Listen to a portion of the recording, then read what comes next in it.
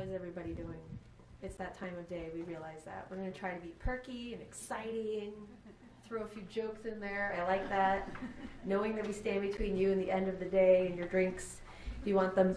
Thank you so much for having me here, Lynn. This is a wonderful opportunity. I really appreciate it. This is a really exciting topic to me. I think what the potentials for renewables on tribal land is tremendous. And, you know, fossil fuels, they have their place, but the solar, the wind, the hydro, that's really, I think, where it's at and where the future is going. And so I'm excited to tell you a little bit about it. I think what Stephen and I are going to do is we're going to give you a little bit of a different perspective than what we've been talking about so far on the environmental and the regulatory side, and really focusing on those transactions that get these renewable projects built.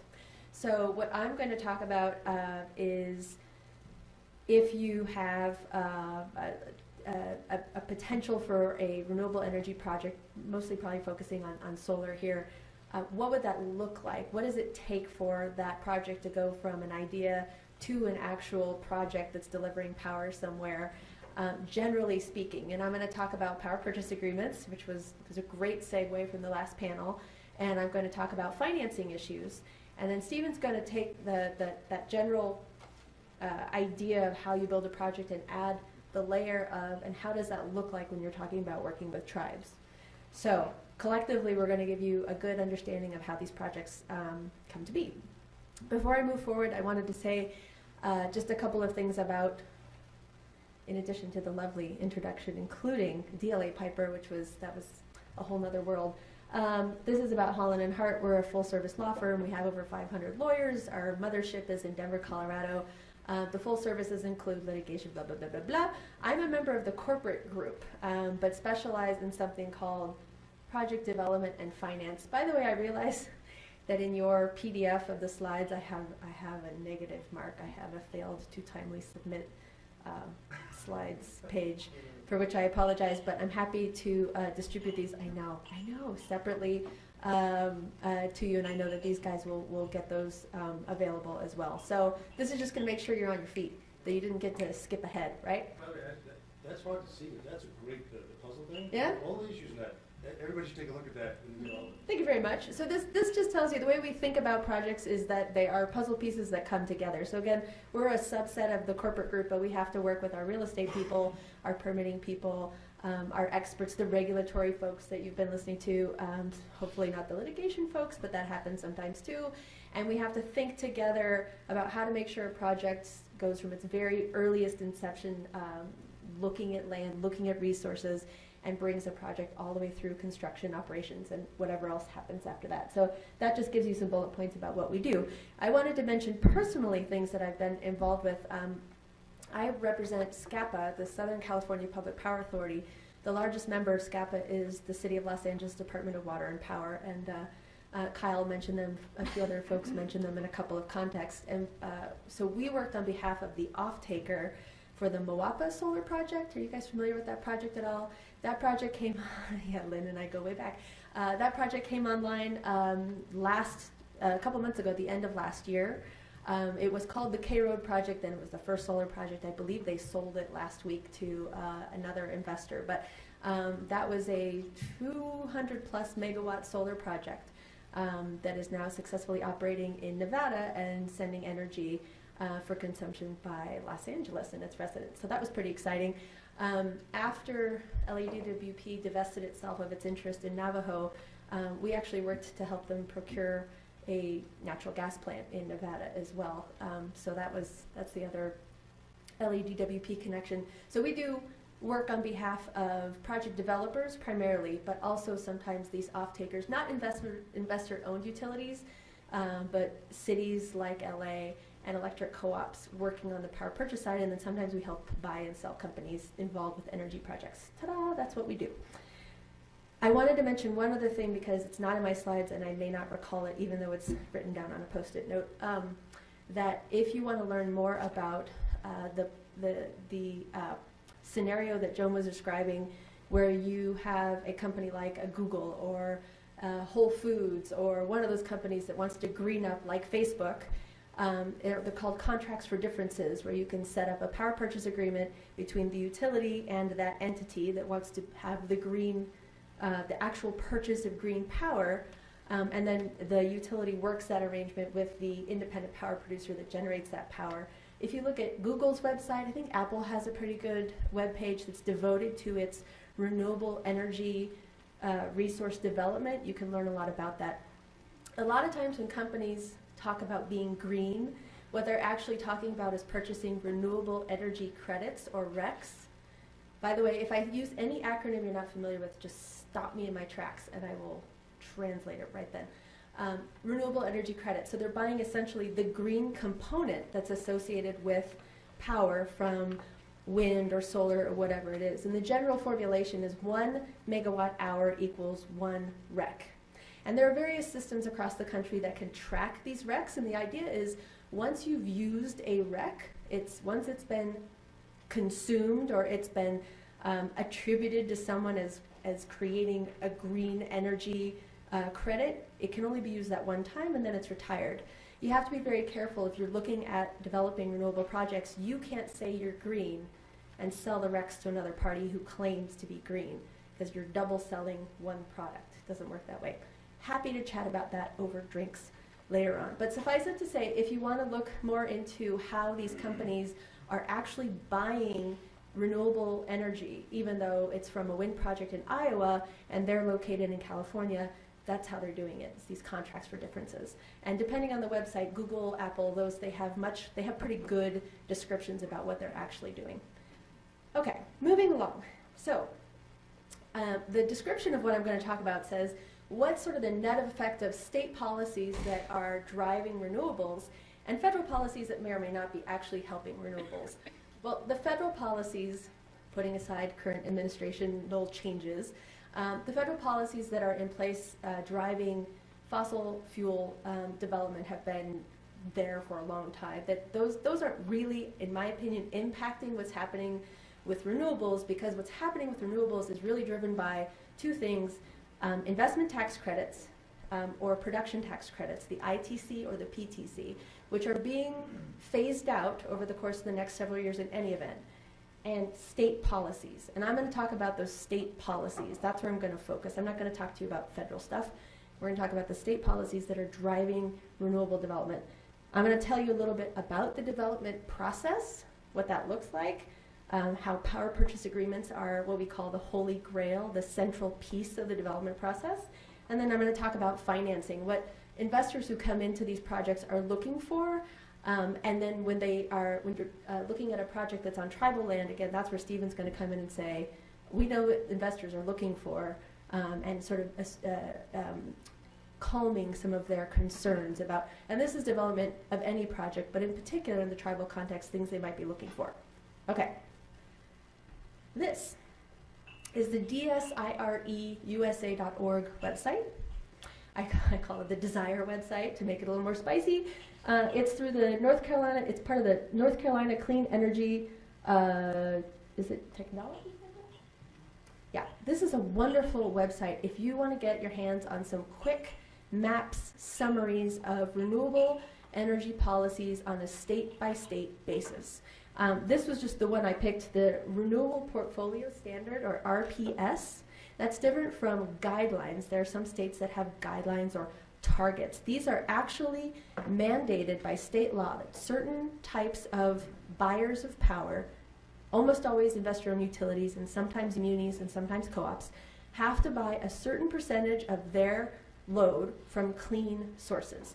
The definition of clean changes, the entities that have to buy it changes, but generally speaking, these policies say, hey, some portion of the power being consumed in the state has to come from something clean.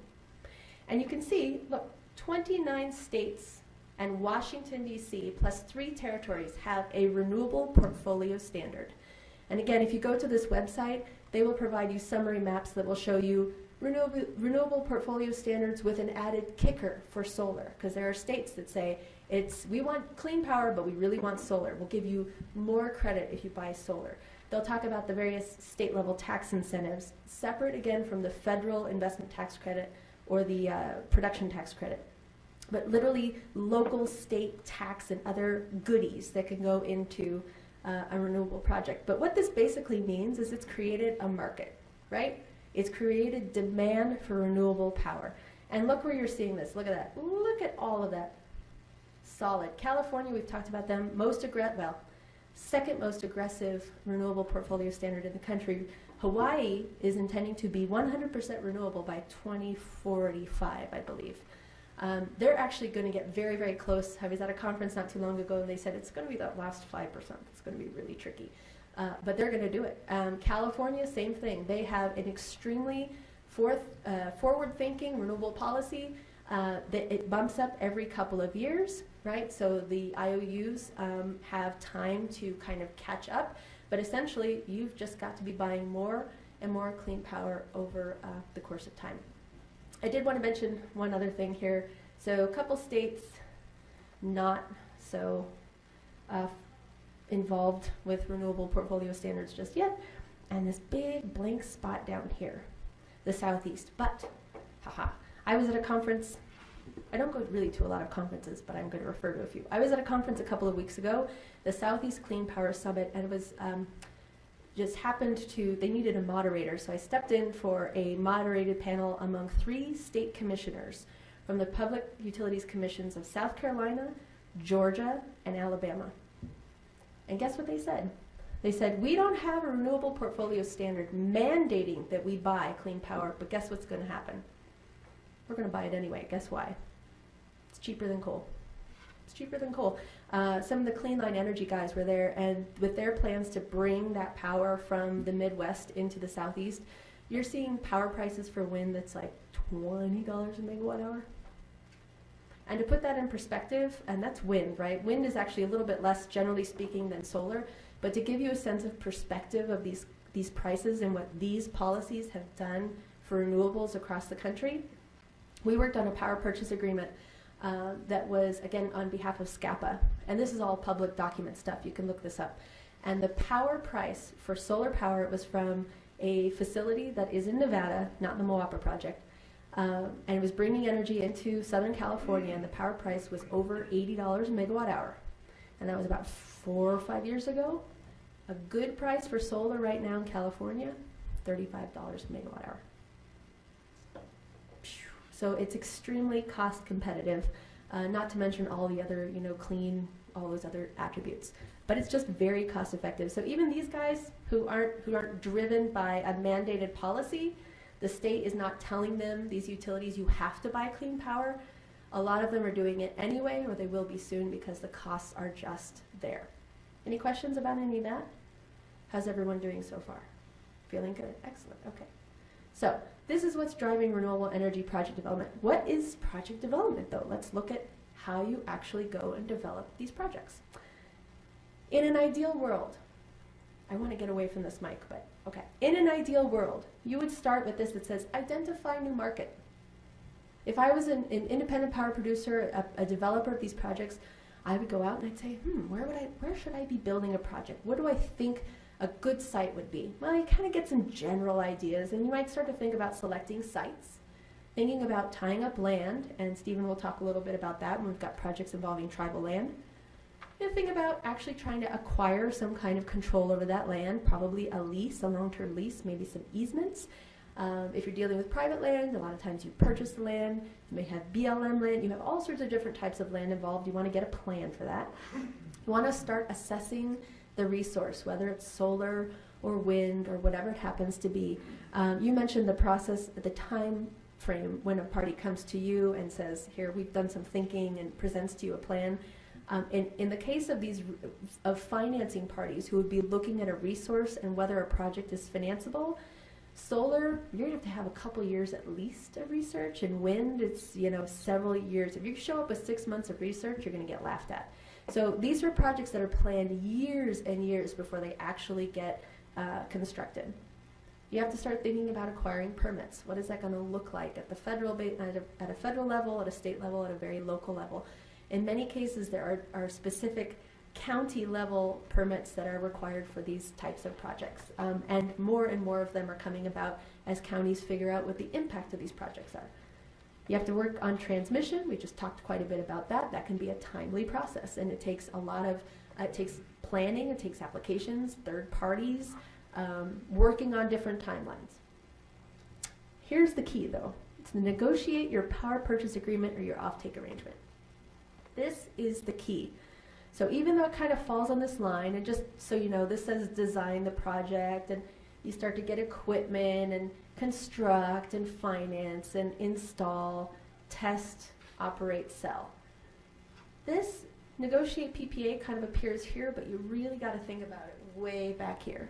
Because if you don't have an option to sell that power, a long-term firm commitment to sell the power for a fixed price or a price you can count on, you won't get a big project built. Now, you mentioned that we can apply a lot of these concepts to smaller projects, not quite community solar, although a lot of the concepts apply. But if you're talking about utility scale projects that take real money that most companies don't have to finance them, or that most companies won't just put down without getting some sort of outside financing resource, you're not going to go anywhere until you have a power purchase agreement. The PPA is that long-term secured revenue stream that allows a project to get built. That's why it's so important. So they're going to be looking at off-takers. They're going to be talking to people like SCAPA or LADWP or APS or PNM and saying, hey, you have any interest here? If that doesn't work, they might be talking to Google's or Apple's or those other companies that are developing longer-term interest in securing a purchase price in addition to buying actually green power. You're thinking about that. Okay, and then again, after you've sort of got that under wraps, or at least it's looking like it's going the right direction, you can think about designing your project, getting your equipment lined up, thinking about an EPC, an engineering, procurement, and construction agreement to build the whole thing. If you're dealing with wind, you want to be looking at turbine supply, whole lot of other pieces that have to kind of come to play and fall into place at the same time. And then at some point, you're going to think about financing the project. And I'm going to talk quite a bit now about what financing these projects actually looks like. Does anyone have any experience with financing these things? Anyone ever worked on that? Okay, now we're gonna talk about that carefully, slowly, taking our time and taking it all in. All right, this is just a slide that my group created. We were trying to think about how we show the value creation as you go through development process. And I think we were thinking about this in terms of when our clients were thinking of selling off projects. You typically get sales of projects either at the very early stages where they might have a little bit of land tied up and maybe they know a little bit about the resource and they say, there's pretty good solar here, we think this might work. Or they carry it all the way through to hand it off right at the time of financing and what's called COD, commercial operation date. Look at how that just the value increases, and if you get, this is your, where is it, power sales agreement, equipment procurement. This is about the time you'd have your PPA in place. You've realized by the time you get that a pretty significant value of the project just to get that PPA locked up. But it takes a lot of money to get there, and a lot of times these clients, these developers don't have the resources to even get there. That's when they get bigger fish to help them along. That's just kind of a useful visual.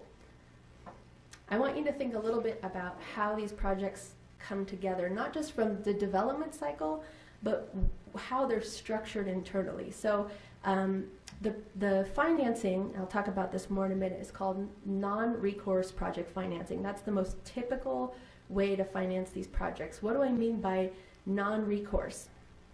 It means that they set up a special project entity. Have you heard of that? An SPE or an SPV, a special purpose entity, special purpose vehicle. It's usually a little limited liability company that has nothing in it or behind it or next to it except what's relative to the project. And I want to talk for a minute, actually in a few slides, about why they do that, but it's actually done on purpose. This is the entity that all of the contracts, the permits, everything applicable to the project will be held by and go into. And behind it, you'll have owners or investors, but everything gets held by this special purpose entity. And when the money comes into the projects, the recourse by the investors, it cuts off here. So if there is a parent company behind the special purpose entity that's Mr. Moneybags Company, it's Warren Buffett personally has all of that money in a parent company directly above that special purpose entity. If they default on the loan, Nothing but the special purpose entity and the assets held in it can be collected by the investors. Isn't that insane? That's crazy. That's how this works. Why does it work like that? For a whole lot of reasons. We'll talk about that a little bit more in a minute. But suffice it to say, for the time being, you have to understand that this project entity is the key.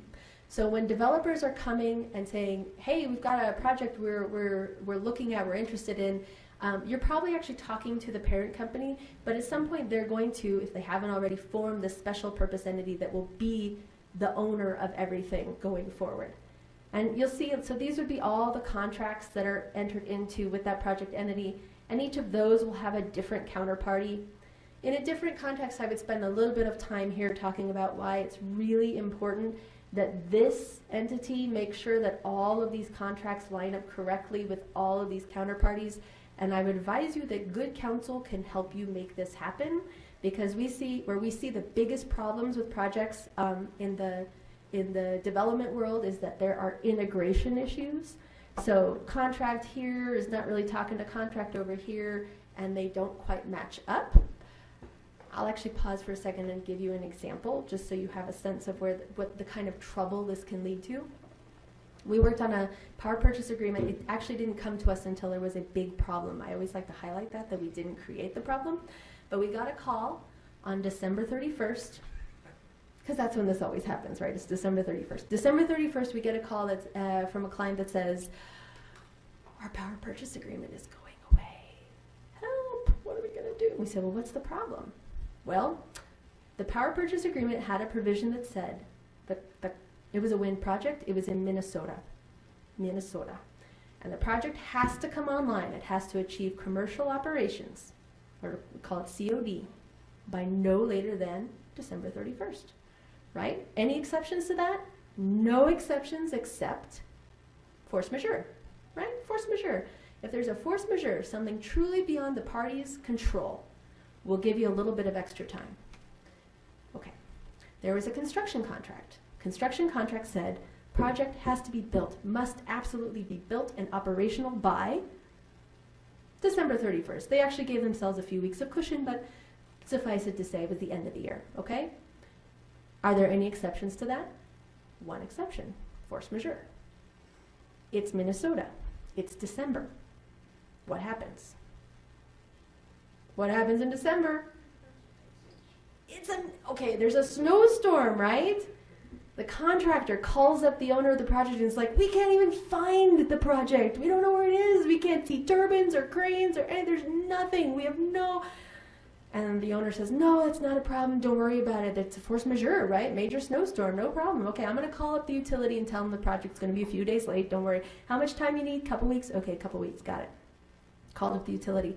The utility said, well, you know, it's interesting because I'm looking at the contract, and the contract says that your force majeure exception applies if there's a snowstorm that falls outside of 20-year norms.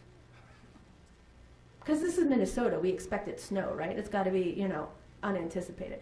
20-year norms, okay. And we see this storm as really falls more like within 15-year norms. So, and they're like, oh, that's a problem, okay. And they look up their construction contract. Construction contract didn't make that specification.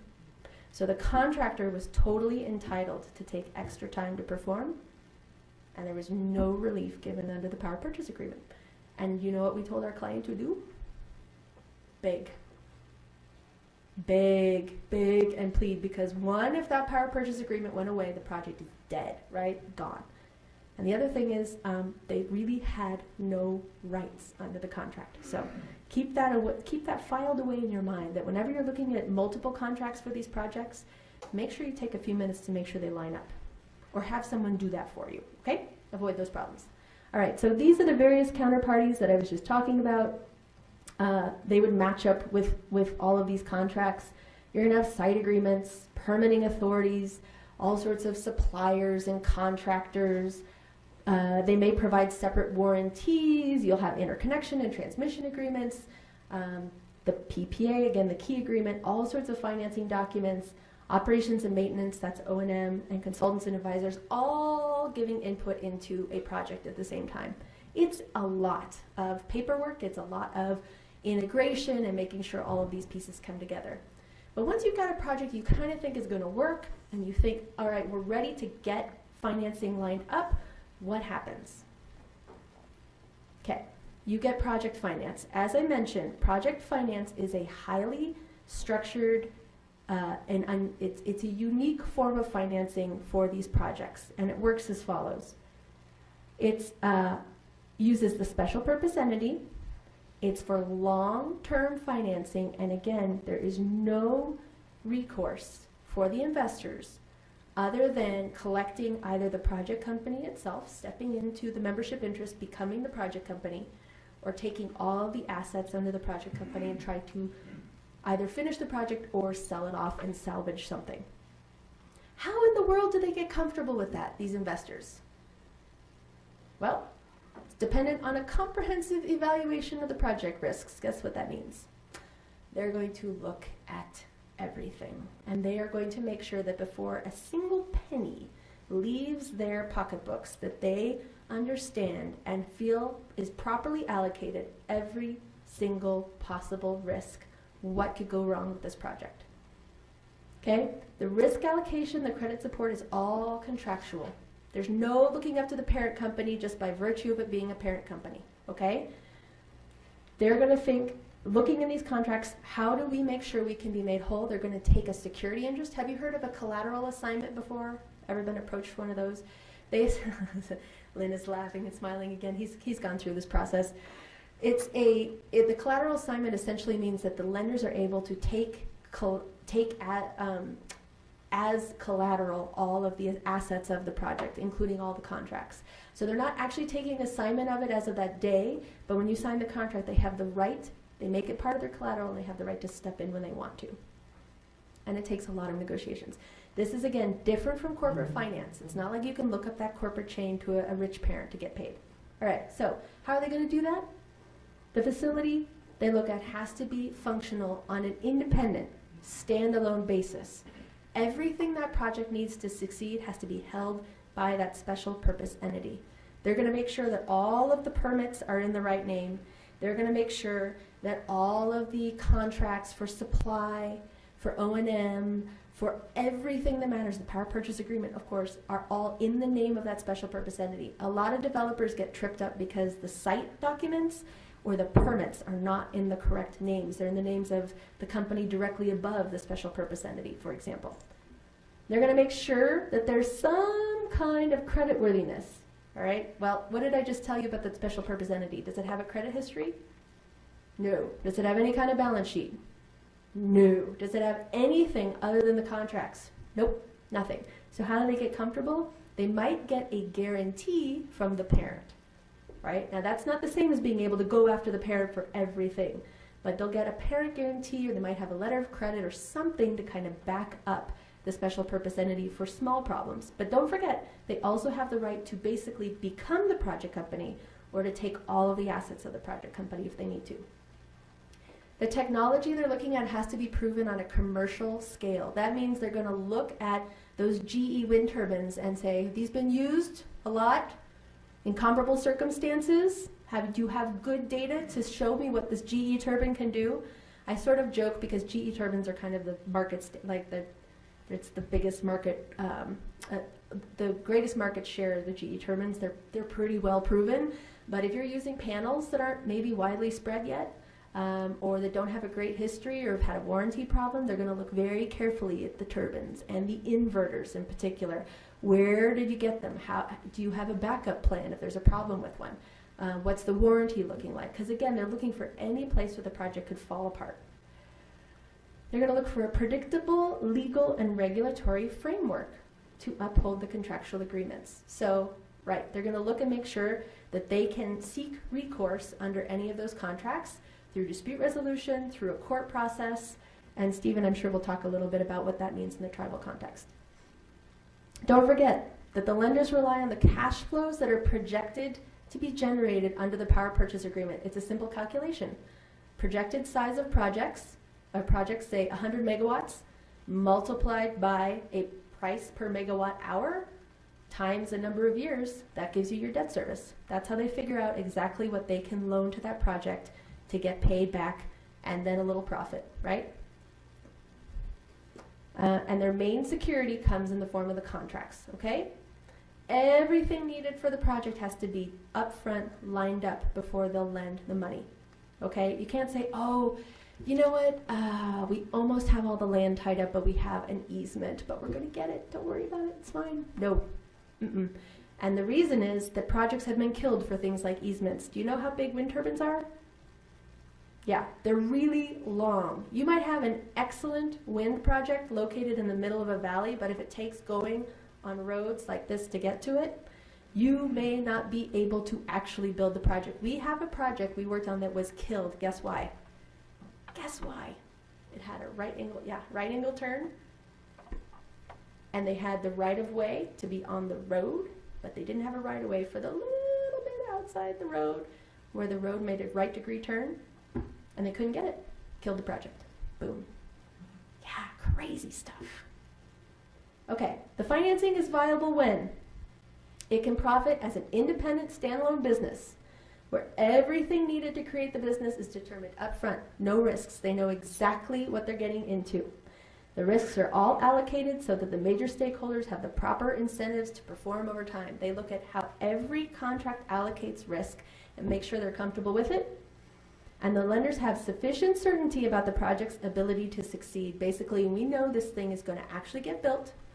And when it's built, it's going to be built the way it's supposed to be built. Like you say it's 5 megawatts, it ends up being 3 megawatts. That's a problem, right?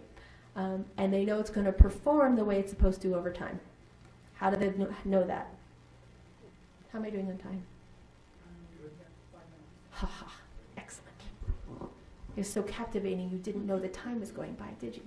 Okay, I appreciate the laugh on that, thank you. Okay, so these are the key risks. These are things they're going to be looking at, categories of things that they're going to check off their boxes. By the way, do you know the rule when it comes to financing? We don't represent lenders, by the way. It's no fun. You know why?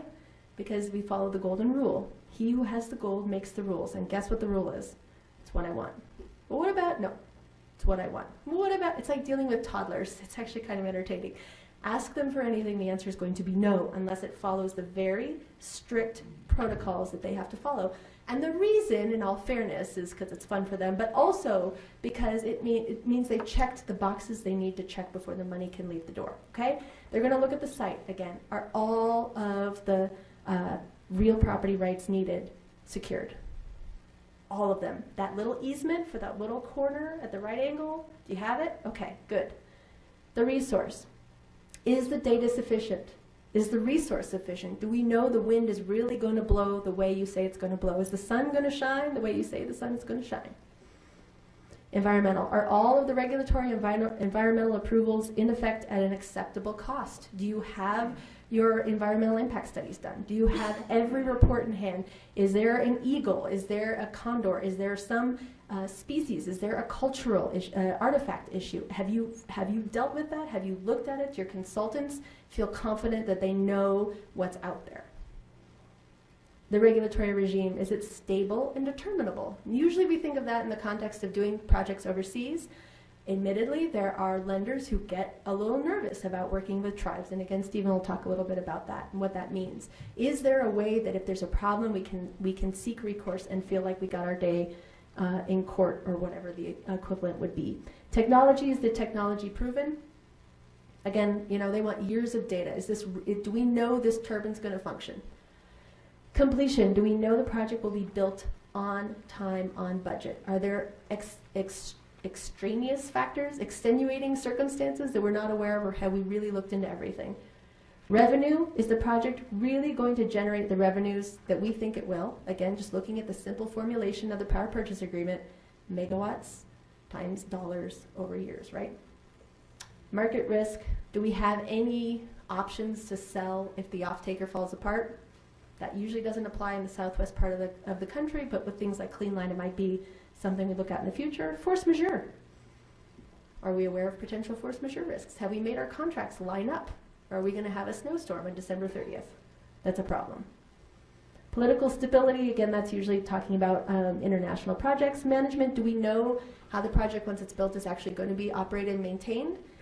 Actually, not political stability is a huge issue. Is it? I don't want to misstate it, but okay, so it's the equivalent of dealing with the sovereign power. Exactly. Okay, I'll let Stephen deal with that. Good, thank you. And then management, so do we know that the people who are going to build this thing are going to operate it and maintain it in the long term, right? Because it's one thing to get it built, but if you don't take care of it, it starts to underperform, right? It doesn't generate what it's supposed to, you don't meet your debt service, you got to do something with the project. Most of the risk is getting the project built, especially with something like solar. Solar, once you get the thing built, you really have a lot less risk on your plate. Wind turbines, you can have bigger issues with operating and maintaining. But they want to know who's behind this project. Even though I know I'm dealing with a special purpose entity, who's the management team? Do these guys know what they're doing? Have they built these things before? Or are they telling me, we call it the two guys in a truck wind company, they're like, yeah, we have land, let's build a project. They have no idea what they're doing. No, they want to see seasoned professionals, veterans of the business who know what they're doing. Operations, right, do we have an operator lined up? Someone's going to take care of the project. And then legal system can claims be enforced. And I think this is exactly where Stephen's going to go. I think I have one more slide. Oh, that's me. So that's it for developing and financing projects in a very, very short time frame. We'll take questions afterwards. Yeah. Or now. Anyone have something you cannot sit on? Okay, well then we'll chat in a moment.